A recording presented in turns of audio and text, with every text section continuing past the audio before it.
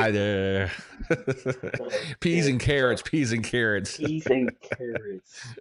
Peas And we're and live tonight carrots. again. Hello, I'm Rarchar Tortorello with my good friend Cam. Thank you for tuning in to the Patriot Sentinel. Today is Wednesday, May 20th. Cam, my friend, how are you doing today? How's my Man, buddy from Oklahoma? man, this rainy weather has been insane. Like I'm ready for some heat. It's my grass is loving it, but it's growing and I can't cut it because of this whole entire weekend. And man, it's been super busy. Okay, so how are you, man? How have you been? You went to DC. What happened? Tell me. You know what? So I don't look in DC. It was so humid. All right, I was sweating. Ball sacks were dripping. I mean, look, I am. It was bad. So I don't have any sympathy or empathy for anybody, but it was a good trip. So Trump unveiled again the new changes to TrumpRx. And he had Mark Cuban. He had the guy from GoodRx there. He had somebody, I should know these names. I have them written down someplace, but jet lag. I am blaming everything on jet lag, even though it's only 1 hour, but still, dragging yourself through DC and then coming back to Oklahoma. So some chick from Amazon and the guy who designed Airbnb, and of course, Dr. Oz and RFK were there. And I love the site. I love what he's doing. Look, other presidents have for at least 20 years discussed what they want to do about lowering drug prices, but none have done nothing. And I'm going to say the dirty word. Obamacare ruined everything for everybody.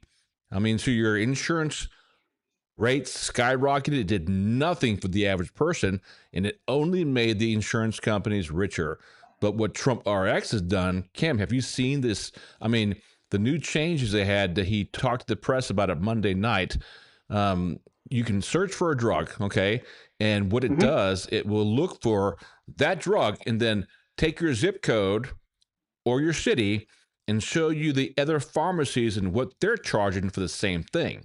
And that's game changer. So the other game changer, Mark Cuban's going to join this, and he started his own online drug company, and he will be providing services and drugs to TrumpRx to enhance the inventory, to enhance what potentially a person who does not have insurance can go into a free marketplace and find the lowest cost drug.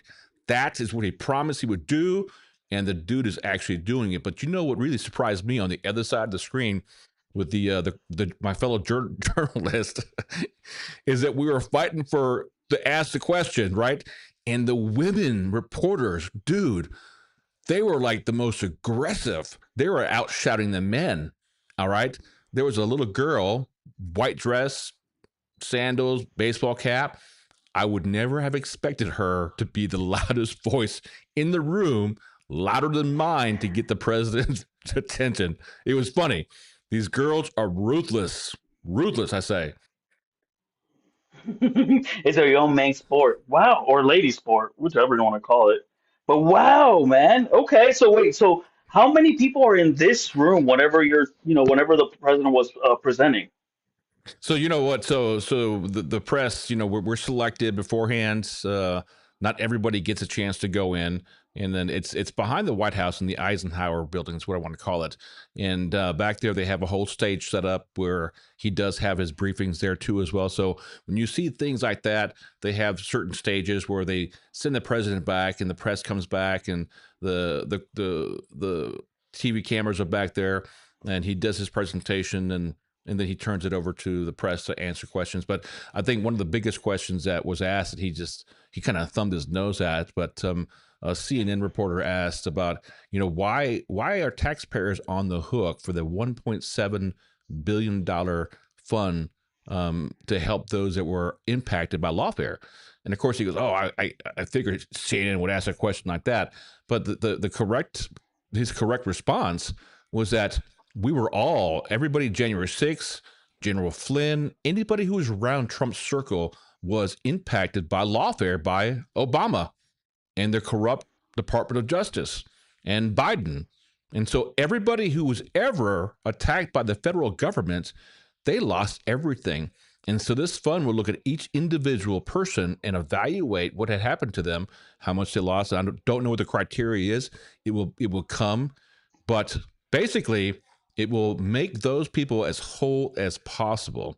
And I think that's another promise that Trump had made, and it was the right thing to do, because when you have a government chasing after you or coming after you or us, they have unlimited funds. And how do you fight Mhm. your own government when they have at their disposal unlimited funds? But, anyways, tonight we have two great guests. I've always wanted this guy to come back on the show. Larry Stein, candidate for Oklahoma County Assessor, and Larry is on the line, but he's coming on. We had Ferdinand Kearns on last Last week, week. and Mhm. yeah, last week, and as we get Larry Stein on to talk about his campaign, do you have any kind of words to say about Larry Stein? I hear he's hard. I don't know. Have you So heard with that? Larry, hey, with Larry, Yes. if Oh, you there he is. call He's Larry here. Stein, he's gonna answer the phone. He answered just now, ladies and gentlemen, the Honorable Larry Stein. And of course, hey Wow. Larry, how you doing, bro? I'm doing great, guys, and I wonder were some of those women talking about the abortion drug by chance, and whether that would be available under the new plan? No, that was not the topic of conversation. It was mainly the Department of Justice's new fund that was put Yeah. together by an oversight committee, not the oversight committee, but about 4 or 5 DOJ staffers, and Yeah. Trump had nothing to do with it. But it was needed, and so that was a topic of conversation. Of course, the war with Iran, always a big topic of conversation. But I like the way that Trump handles the press. When he ran the first time, he was look. They were combative, and so was he. But this time here, he goes, "Oh, I just CNN. That's a stupid question." CNN. He just laughs and keeps going, and he has Yeah. learned a lot in his second term, which has enabled him, Larry, to make and do everything that's good for America. The TrumpRx, I think, it has saved Americans hundreds of thousands of dollars in prescription drug prices. And for those that aren't covered with insurance, or those that fell into the Obamacare trap, this is a great place to go and find the drug you need at the lowest price. Now, when Mark Cuban gets involved in this, Amazon is involved now. They'll be delivering the drugs. GoodRx is behind the scenes, and the guy who developed the Airbnb website is doing the whole, the design. Trump has brought talent in for everything he's done, and this is another example of what he's done for the nation. But hey, our viewers want to know, what is Larry Stein doing for Oklahoma County, and how are you doing, by the way, Larry? Last time I saw you was 2 weeks ago at the Yeah. governor and lieutenant governor's forum, and we talked for a few Yeah. minutes. But since then, how are you doing? How's your campaign? And do you have any good We, news or anything to share? Well, you know that it's amazing the kind of response that you can get when you've been out there doing things to help people, and that's really what the job of assessor is what you make it, and being accessible. I love it when I get to. I've been at a number of forums in the county, and the thing that I love it when people who I know, they always say, I I needed some information, so I called Larry's office, and then they say, "Oh, wait a minute, he answered the phone." And they're surprised that they get a phone answered by me. And I'm oftentimes wondering, why would you be surprised that you got my phone number? I got my phone number on people's phones all over the world, including in Baghdad, Iraq. I don't know if I've told you the story, but that I've got a guy that called me up at 3:30 in the morning because I do a lot of news releases because I want people to understand the complicated process of what we do and why we do it.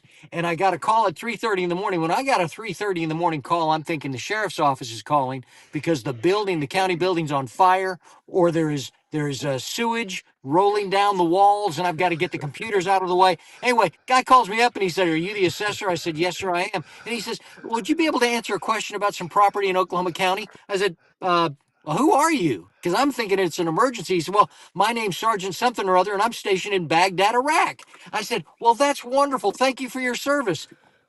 What time is it in Baghdad? And he said, well, it's 9:30 in the morning. I said, you happen to know what time it is in Oklahoma City? And he said, yeah, you guys are ahead of us, aren't you?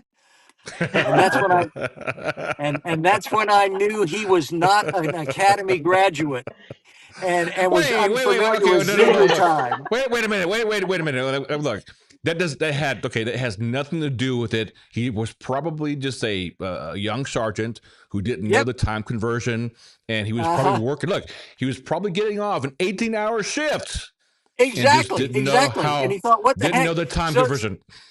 yeah, so he was sitting there saying, anyway, my wife and I are looking at this house in Oklahoma County, and we were wondering if you might be able to answer a few questions about it. I said, yeah, Sergeant, I appreciate you working. I appreciate your service. Thank you so much. I said, but it's 3:30 here, so if I could maybe get a text from you, I'll be happy to get all the questions answered. First thing tomorrow morning, close the business, you'll have all the information. And then or here's the other way we can handle this. You give me your personal cell phone and I'll call you at 3:30 tomorrow morning. Well, what do you say to So it that? worked out. Did you call him the next day? No, I didn't. He sent me the message. I got all the information he wanted and was able to send it to him over the amazing internet. Thank you, Al Gore. Hey, you know what? Thank you, Al Gore. Yes, right. He did discover and invent the internet. So tell us, Exactly. the last time you and I spoke, we had a lengthy conversation, and I think it's probably one conversation you're probably having with a lot of constituents. And Cam, you can chime in here, but it's the property tax thing here. So when you're having these conversations, and okay, the property tax conversation comes up. How are their emotions? Are they upset? Are they like, hey, we want this gone. Tell us why we can't have this gone. Is that even an issue in the campaign trail? Yeah, sometimes it all depends on who you're talking to. The bottom line is that every one of the 50 states relies on property tax because it is the only reliable funding source for the most important. Most states, the biggest thing they have, the biggest expense is the operation of public schools because they want to educate the kids for the next generation and make them better off than they are. And then I get people who say, well, I don't have any children in the schools. And I said, well, okay, let's say you live in Edmond or Norman and you want to put your house on the market. What's the first thing you tell everybody? Okay, well, it's a 3-bedroom, 2-bath, 2-car garage, 1,600 square feet. Edmond schools or Norman schools. So, folks, the property taxes that people pay, and I don't do taxes, I just assess the value. But when you've got properties that are paying money to support a school system and the foundation of government, which is the first government, which is county government. And that's the thing that when you're living in a large metropolitan area, everybody has schools, but sometimes the requirements of the counties is lost because you've got a police department. In about 65 counties across the state, if you've got a problem with someone threatening you or causing violence or could cause violence against you, you don't get to call the police department in 65 counties. You're calling your sheriff. And that sheriff is funded by your property taxes. And in many instances, the property tax, either directly or indirectly, is paying for your electrical service, your sewage service, your garbage service, all of those things that give your house value. It's Wow. also the large. So Go Larry, ahead, let me Cam. ask you so you're telling me that when I get a bill to pay my taxes, it's not from Larry Stein. Who's Nope. that coming from? That comes from your treasurer, and that's the biggest misunderstanding about property taxes in general. There's one assessor, and the one assessor in every county assesses the market value of your property. And then based on that value, every one of those cities and towns in Oklahoma County, there's 19 cities and towns, 19 different school districts. Every one of those school districts has the ability of raising property taxes. I don't raise the property taxes. The individuals do. And that's why there was kind of a disconnect between the folks who are running for governor. When we're looking at what happens, any gubernatorial candidate says, I'm going to freeze your property taxes. Well, the, every city has the opportunity to raise property tax, and so do school districts, because you trying to freeze property taxes, it would be an unconstitutional opportunity, because every school district has the right to be able to protect their current investment, to protect them from, by putting a new roof on or building a building to be able to associate with the growth, because education in Oklahoma is almost like a public utility. You don't Right. have a choice. You can't say, well, you know what? A utility gets a request. They said, okay, there's a new house being built down at the end of the road down there. Well, that's too far for us to be able to run a line to run electrical service or water service. No, the utilities have to do that. And when we're talking about children getting an education, the founders were extremely precise. They wanted to make sure that there was an opportunity for a public education everywhere.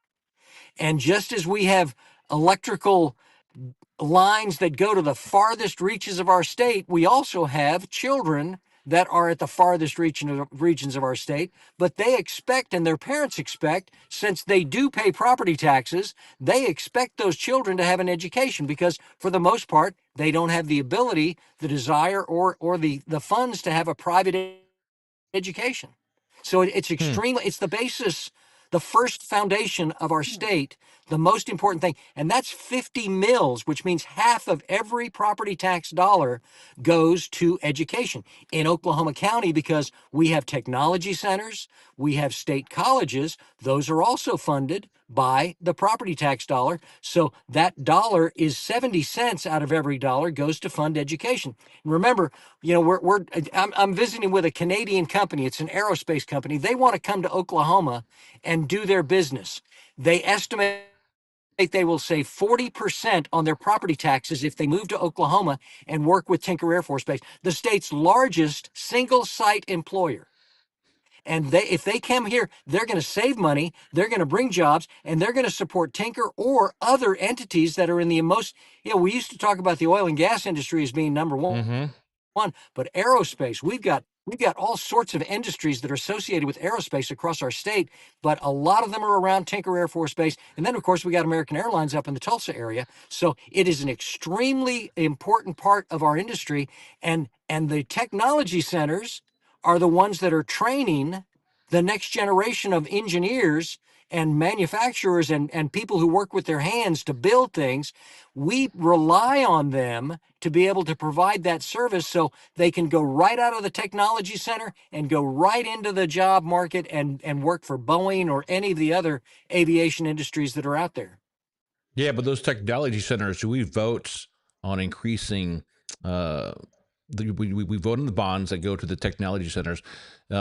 What people have a problem with is that they don't have a vote or a say on property taxes here. And let me ask you a question: if by chance, they do. it works Yeah, out, they do. Hold on a second. What if by chance there's a petition it's going around? I think it went to the Supreme Court last week or sometime this week. I'm not sure what the disposition is of it, but if if the petition comes back, they get enough signatures, they get it on the ballot, what would happen and how will funds be raised county by county if they decided to get rid of some of the property taxes? Would they institute a consumption tax? What do you think would be done to raise money to fulfill that potential shortfall that you would normally have gotten from property taxes? There's been a lot of work done across the state by banks, businesses that are involved in public finance, and other entities, and of course assessor's office, because that's the basis for where those monies go. There's two different plans. There's the one is going to the ballot on the November ballot, and it doesn't cut property taxes. What it does is it reduces the assessment rate. And that's important for everybody to remember. The assessment rate is what happens when properties are assessed for their value. And then there's a complicated formula, but for every $100,000 of value, you're paying about $1,000 in property taxes. So in Oklahoma County, if this plan is changed, where the assessment rate is reduced from the current 5 and 3% to 4 and 1.75. What that means is there are billions of dollars that have been sold by cities and passed by voters, a contract. The citizens have voted by 60% to take on this debt, just like a mortgage or just like a car payment. The difference is it's a substantially larger debt and obligation. If that passes in Oklahoma County or in Oklahoma, and then the impact on Oklahoma County is that 7% rate of return that is expected by the bond sellers to pay back the bonds may be reduced substantially, perhaps from 7% to 3 or 2 or somewhere around there. Now, this is the complicated part. When you get to the school districts, they have that debt obligation to pay back. And the cities and towns, as I mentioned before, they have $3 billion in debt that they plan to sell bonds for, or have already sold it. If the rate of return to pay off those bonds that they sold at expected to be paid back at 7% is now 2%, then the schools and the cities have the ability to increase the millage rate unilaterally, which could double your property taxes. So the assessors, we know what we're talking about when these things come about, and we tried to explain to the legislators, be careful, because a small minor change in the ad valorem system can have a big impact. And that's one of the things that we're estimating, that there'd be about a $50 million cut in Oklahoma County. And there's no plan from the legislature to replace that fund. And statewide, it could be substantial to small school districts and large school districts. But the big problem is that when you're looking at bond packages that are expecting a 7%, the bond advisors, the people that are planning to sell the bond, they expect a 7% return. And if you don't have that 7% return anymore, then you could be in a situation where you can never, ever sell another bond, because the rate of, you'd have to have a 50-year bond to pay it back, and the rate of return would be so low, it can take forever, and nobody's going to sell a bond for 50 years at a 1% rate of return. And nobody will ever buy a bond from us in the future. That's a Exactly. No, I doubt Jesus. it. And that's the Hey, problem schools see. so Larry, let me ask you, when you're talking about all this information, are you required to take tests, lessons? I'm going to give you a Yeah. two-part question. So tests, lessons, and also, Yeah. can you give us kind of like the insight of what the county assessor does with the jail? Yeah. Because everybody keeps saying, well, the county assessor does so much with the jail. I'm like, okay, let's ask the No. man. Yeah. Yeah, that's not the case. The jail is operated and maintained by the county commissioners. They are the ones that are responsible, and in every one of the counties across the state, they are the ones who are responsible. They're the ones that get sued. They're the body that gets sued whenever there's a lawsuit against the county. So the assessor's job in an Oklahoma county, we do is the assessment of value. There's only one. And then we have a treasurer that sends out a bill. There's only one treasurer. He sends out one bill, but there's 19 cities and towns, 19 school districts. They go and raise taxes, and I'm responsible for assessing that obligation on all their property. The treasurer is responsible for sending out the tax bill for all Mm. of those other entities. All they did was vote. And then they sit back, and then the county, through the system that we have, the county does all the work to be able to generate that money for them. They don't do anything. And if you want to find out where your property tax dollars are going, your treasurer's office can provide the apportionment, but the work to be able to bring that money into their coffers is done by one assessor to assess the value and create a tax roll for the treasurer, and the treasurer sends out the bill. And those cities and towns and schools, they just sit back and get the money. And whenever they propose their plans, it's, well, this is going to be really good because we really have to buy some new buses. And they make an argument, they go to the polls, but they don't do any of the work to be able to get those funds. They rely on the assessor to assess to assess the obligation, and then the treasurer to send out the bills. a complicated process for sure. It Larry, sure is. thank you for coming on today. You're always been a stand-up guy. Come on anytime. Look, people, the biggest question I have, that I have that I get from most people is the property tax issue. And I know you're just the assessor. A lot of moving parts here, but there are a lot of folks, they just don't like the idea of continuously paying in for something they bought that they have to have or become homeless. But that's a conversation again. Yeah. Go ahead. Well, I'd be happy to visit more about it, because it's really the obligation that is currently on water systems and electricity and everything else. People, So, I think people don't understand the complications behind it, and agreed. maybe just need to be more educated. But I wouldn't, that's not a bad thing, and they're by no means ignorant. They just don't understand why they have to continuously pay taxes on something they've had, like their home, and they have to pay it or fear being fined or selling it to a tax lien investor and so forth here. But that's a conversation for another episode. Feel free to come on anytime you want. You're a stand-up guy. We like having you on. Good luck in your race. We've got 20 days left until the June 16th primary. And right now you have a competitor in the race. And I like both you guys. And, good luck, Larry. Thank you very much, guys. Appreciate you having me. All right, bye. Thank you, Larry. Thanks, guys. Bye. He's he's always a stand-up guy, and I always like having him on, and the conversations are well. But property taxes are always a concern for people because who wants to continue to pay taxes? But his explanation on what needs to be paid and how things are, it does make sense.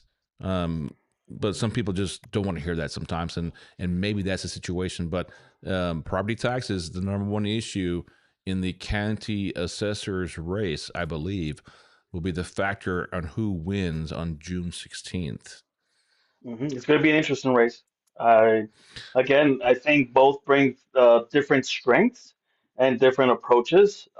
When Larry talks about how he sees the future job market and how the county assessor is evaluating those properties, I'm going, okay, I see what you're talking about. But then when you hear Furling and how he explains how the jail trust and how the jail and all that stuff for Oklahoma County is working, I could see his side too. I'm really curious how this primary is going to be like, man. I'll be honest with you.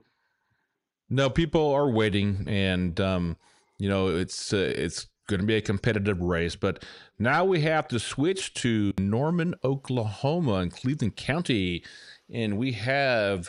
I wouldn't say he's newly elected. He's been in the seats since April. Are we still in April? We're in May. So over about a month and a half now. TREY Kirby from Ward 5, and Norman's biggest issue right now is the homeless, and it's always been a problem since I was on council. And I think the solution needs to be where the council works together with the community to find a plan that works for everybody. And politics sometimes that happens, and sometimes it doesn't. Trey and Trey, we didn't talk the last time. Last week when you were supposed to be on, but kind of catch us up on the state of Norman's homeless situation, and is that Norman's priority right now to deal with? It's definitely a priority in Norman. We have a lot of other priorities, like with OKC just 2 days ago passing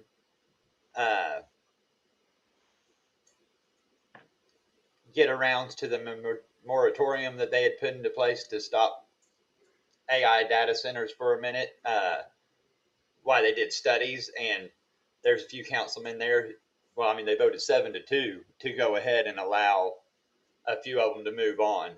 And even these small ones that are putting off the kind of power that they're going to use are still going to use somewhere between 750,000 gallons to 1.5 million gallons a day. So we're definitely looking at that. But the homeless right now in Norman is definitely one of the biggest issues because they're just moving back and forth from one part to another. And, these people are troubled. And so needles and stuff will get left behind. As you've seen on the news, there was one passed away a few days ago in an encampment near an encampment here. We're still waiting on the results to figure out what happened. There's a few people on council wanting to expand the current shelter down on Gray. That's super controversial because that was supposed to be temporary. It's been moved 2 or 3 times already. In 18 months, we were supposed to be tearing it down or selling it or doing whatever. It was the whole point of voting for this new shelter was to move it from there to over to Reed Street, because it wasn't to create a new shelter. It was to, they were in this one and it don't meet the code. It's not, any other business would not be able to operate out of this facility with the code the way it is on this one. To add a fire sprinkler system and get through that updates, there's asbestos on the paint. I mean, so you're going to have an abatement come in and clean the walls everywhere. You're going to punch for the sprinkler system. You're going to have to install a bigger riser outside. And then at the end, it gets down to it's mainly an expansion for men from the way I understand it. So I was raised, where it's the children first, then the women, and then the men. So, hey, Trey, let me jump in real quick here. Do you think that's because United Way and some other shelters in town are housing the women and children? Is it a possibility that that they already have a place to go, or are you seeing the numbers that are currently in that temporary shelter on Gray Street? Because you can't have children in that location. I mean, not with a bunch of men, homeless men. I mean, so is that the case? And also, I saw a study session last night. I saw 2 questions here. So is that not the case? I think that they have a place to go, the women and children. This is mainly to expand it for the men and some women. They stay there. And question 2, I watched study session last night, and you had a brilliant idea of putting a big ass tent someplace and let them sleep in a tent. But the problem was, I heard the mayor said, "Where do we put the tent?" So go ahead and start with the first question, then we'll transition into the second question. So with the men question, when you watched the last week's meeting on Tuesday, one man got up and spoke. Half a dozen women got up and spoke. So to me, it says we need it for women. When I say children, a 19-year-old is a child to me. Someone who just turned 18 is still a child to me.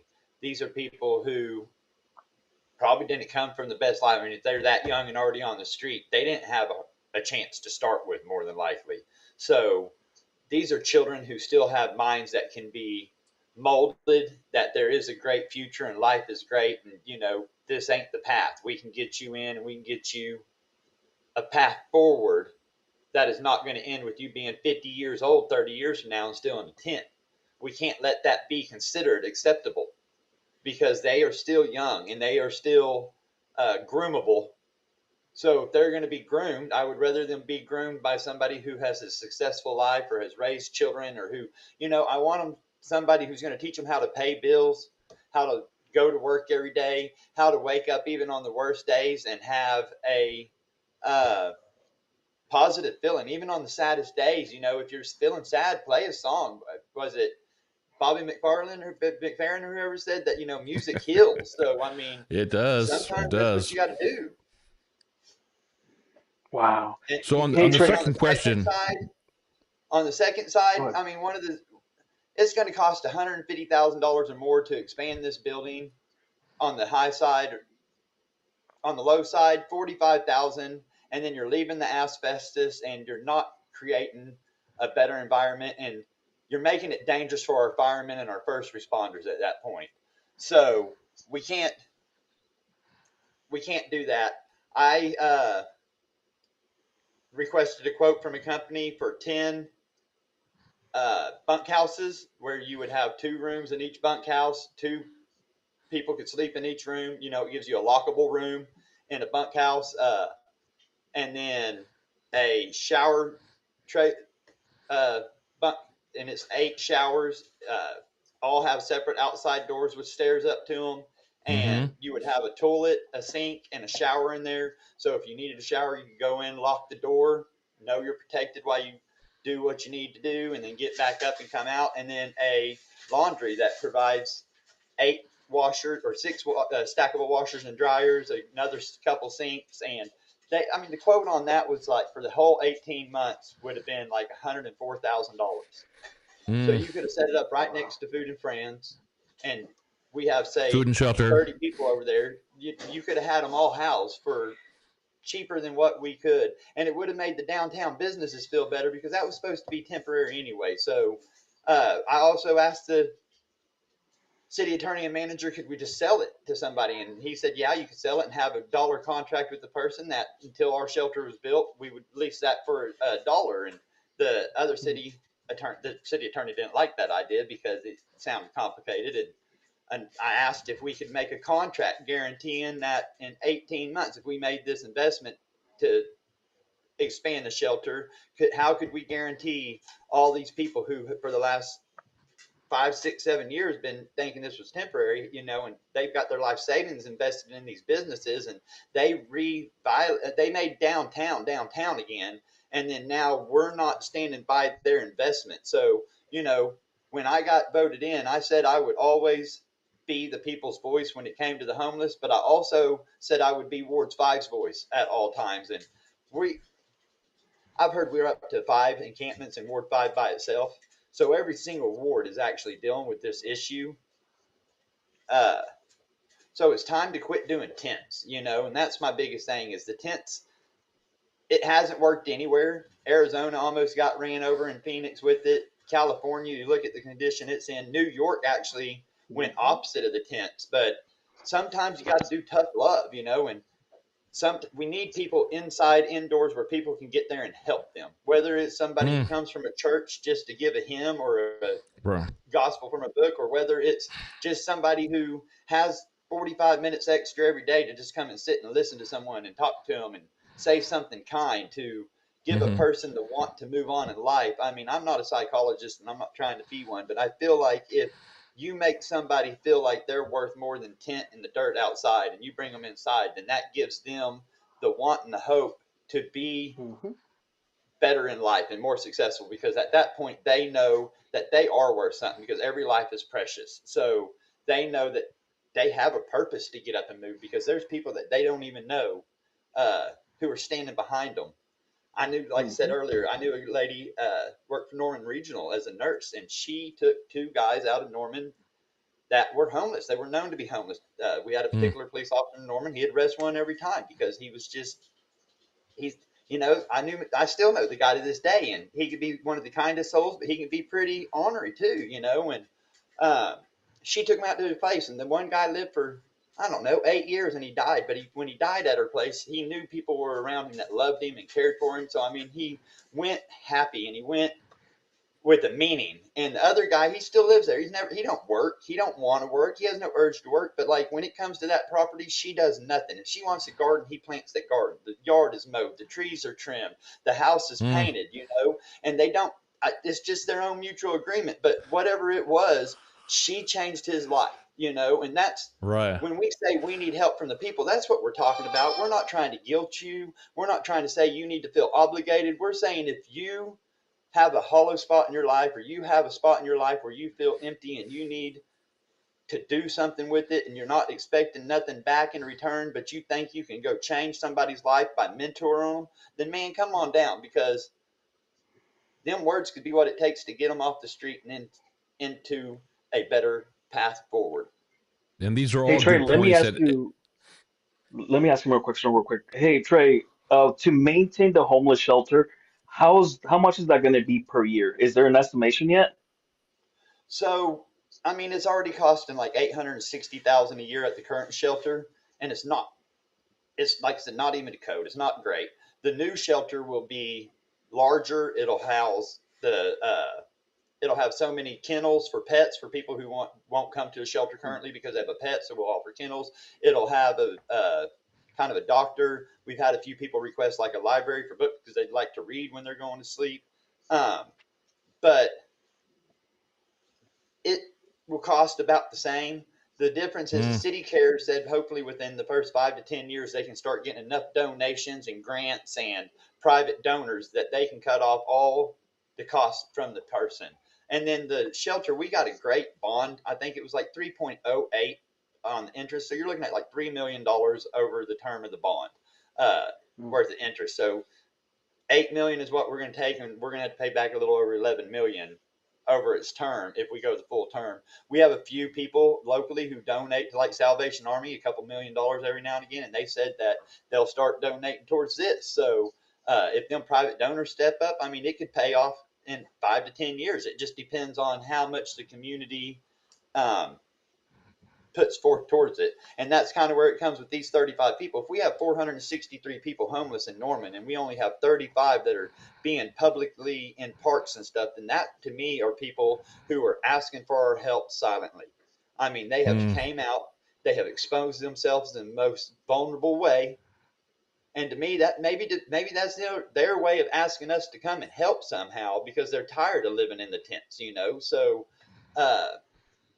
like it's a worldwide issue. 79 countries report homeless. There are 300 million reported homeless people worldwide in the 79 countries that report it. I mean, there's only like 345 million people in the U.S. total. So there is almost as many people worldwide homeless as what our population is in the U.S. So that's a staggering number, Trey. That's a staggering number. Let me ask you another question. It's more a positive question. I know that you're almost on your 2-month stint as the Ward 5 City Council member here. Yeah, 2 months. Hey, it's going to feel like 2 years. Okay, so how are you getting along with the other council members? I see that you guys are working well together. You're having great conversations. But what is it like on the other side of the dais? And I'll tell you right now, the last 2 months has been great. The orientations were just super fun. I dig numbers and I like reading, so all the stuff I get to see is really awesome. Getting to see the positive growth for Norman or the impact that's going to happen, getting to have a word in on the conversation for all the people who voted for me and getting to read all the emails has just been amazing. And I still feel truly blessed and lucky and just humbled that I'm even sitting here. It's been just, I really love this. So up until this homeless issue really hit, I mean, everything's been great. And then we come along this homeless thing and it's like hitting a brick wall. All of us counselors, I think, are doing great together as far as I know. I mean, everybody answers my phone calls. I'm a little bit new, so I'm probably a little obnoxious, you know, because I'm always calling or emailing and asking the questions. A little bit new. You're still new. I just want to absorb everything now, like as much as I can. But as far as like this position, I couldn't have asked for a better opportunity because I never would have expected like this much information to be at your fingertips and to be able to watch just how much a city that I was born and raised in has evolved just in my lifetime, let alone like my mom and dad's and where it's going with my kids. So that's really been a fun trip. I mean, I don't call me a nerd, whatever, but I'm reading the contract as we speak over here. So, hey, let me ask you. Hey, let's switch back to Ward 5. So, any good conversations with the good people of East Norman Ward 5? What's the best conversation you've had so far? Oh, that's tough because I like farming. So I get a lot of pictures of people's animals. I've had a few people just call and ask advice, you know, about their goats or about the cattle, something as small as like, you know, what to treat for ticks or fleas. But had a lot of interesting conversations on, once again, like I said, the data centers, because a lot of people are concerned about the data centers coming this way with the water. We don't have no water, so not a really good idea. And then the turnpike, of course, everybody wants to make sure that turnpike ain't going nowhere. And I still have a lot of interesting conversations about that UMP tip because nobody in Ward 5 wants to see the way that's being financed. So it just kind of depends. But I think they're all great. Absolutely. Hey, Cam, do you have any last questions to ask Trey before we let him go?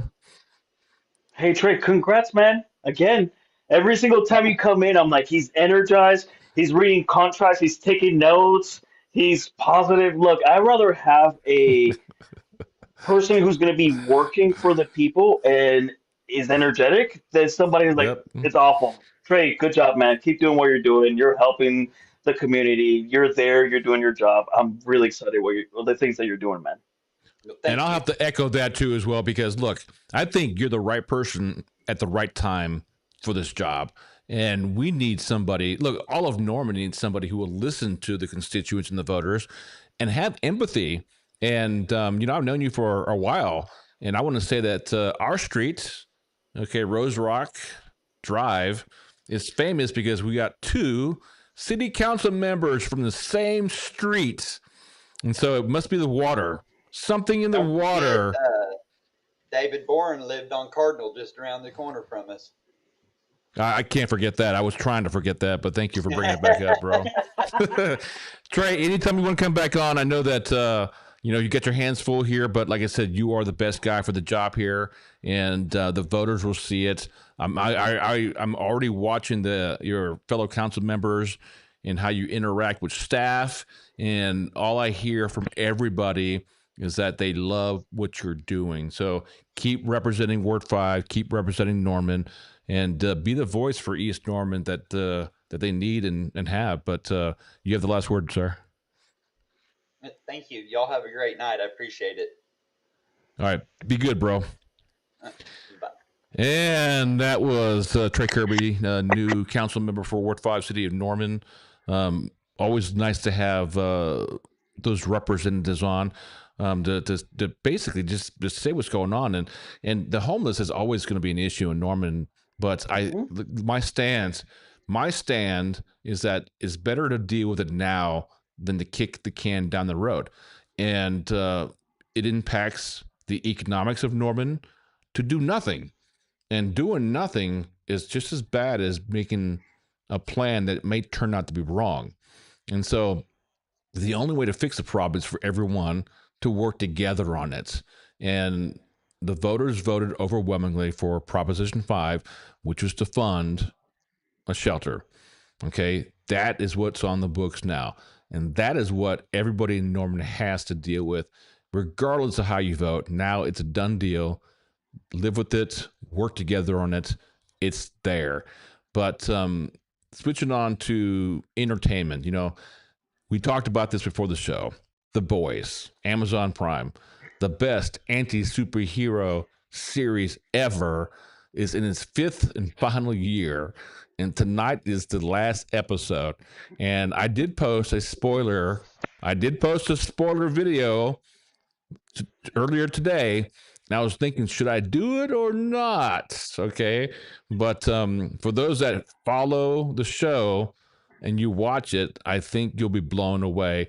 And for those that don't know what I'm talking about, The Boys on Amazon Prime, you are missing out on prime American movie making and characterization of the left and the right. It's symbolic of conservatives vote versus liberal Democrats.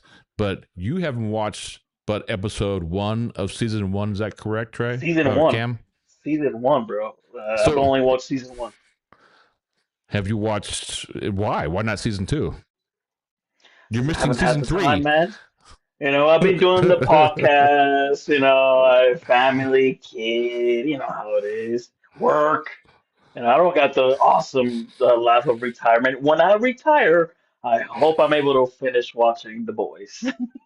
Hey, so if everything works well and everything has worked well for us here, we'll have, like I said, more sponsors, a sponsor, and that means my goal is to, like most women when they join a network marketing company, they say, I want to retire my husband. Well, bro, I'm going to find a way to retire you from civil service, because I think you need to have,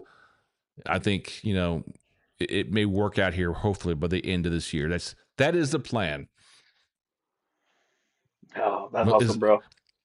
Is Melinda back there? She go, no, better have health insurance. Gotta have all the insurance. Responsibility.